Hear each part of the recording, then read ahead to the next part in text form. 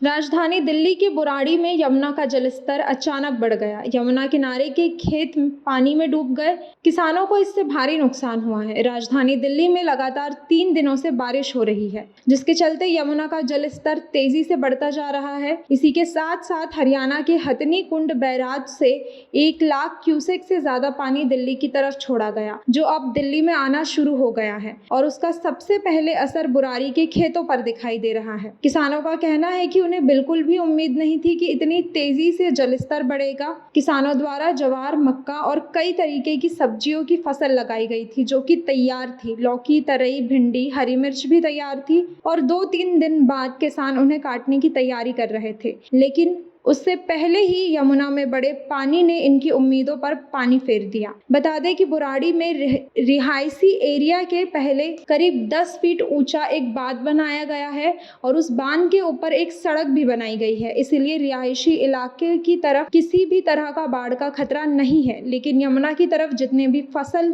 थी वह पानी में डूब चुकी है, जिससे किसानों का भारी नुकसान हुआ। प्रशासन की तरफ से इन लोगों को कोई सूचना भी नहीं दी गई थी और ना ही यहाँ पर प्रशासन की तरफ से कोई टेंट आदि लगाए गए हैं। किसानों की मांग है कि सरकार द्वारा जल्द से जल्द टेंट की व्यवस्था होनी चाहिए, जिससे किसान अपनी झोपड़ी और खेतों से दूर सुरक्षित ठिकानों पर कुछ दिनों तक गुजर बसर कर सके। हालात ये है कि जब मैं सुबह आया हूँ तो यहाँ पानी नहीं था और जितनी अब तक पानी फुल हो गया है। बहुत स्पीड से पानी चढ़ रहा है और ज्वार, मक्का, हरी मिर्च, तोरी सारी ही चीज नष्ट हो गई हैं।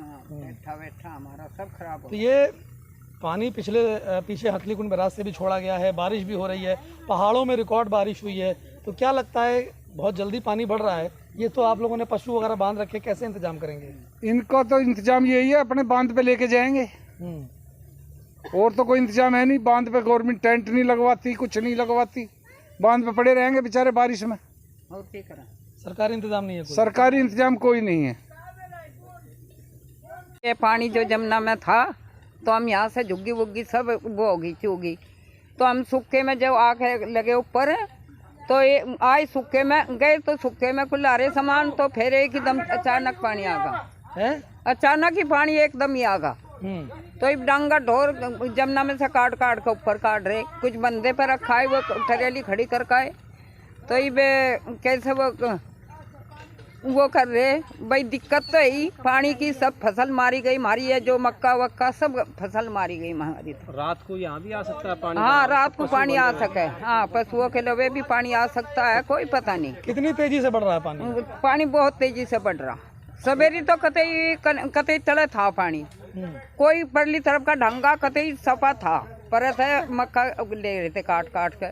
तो हम गए तो हमारे पेट्ठे तोड़ के लाए ना हमें, तो एकदम मुरली तरफ आए ना तो एक ही दम हो गया। इतनी तेजी का पानी, बड़ी तेजी का, उस गड्ढे में लग गया किरण पानी। इतनी तेजी से बढ़ रहा है? एक काफ़ी ज़्यादा स्पीड में बढ़ रहा है, मतलब बहुत ही बेकाबू पानी है। हमारे सारी फसलें नष्ट हो चुकी है, जितने भी हमारी मतलब फसलें थी, मक्का, बाजरा, तूरी, घिया, मिर्च जितनी भी थी, काफ़ी नुकसान हो गया। सभी किसान भाइयों को बहुत ज़्यादा नुकसान हो चुका है। क्या खेत डूब गए हैं क्या? पूरी तरह से डूब चुका है, पूरी तरह से इकोनॉमिक हमारी बिल्कुल डूब चुकी है।